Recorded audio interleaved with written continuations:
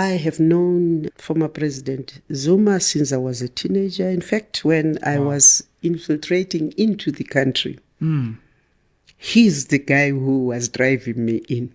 Wow. I've always called him Ubaba. I will continue to call him Ubaba, but I don't agree with him on this one. I think when we have issues in the ANC, we must fight those issues and get them resolved within the ANC.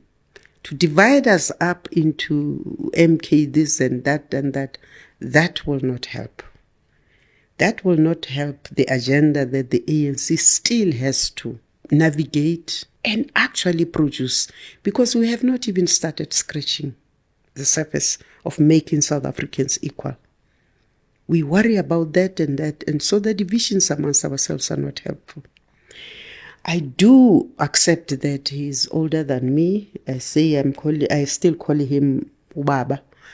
He's older than me. He's probably wiser than me, but on this one we differ. I think we must solve the ANC problems and continue to understand that for as long as we are people, we will agree today and differ tomorrow.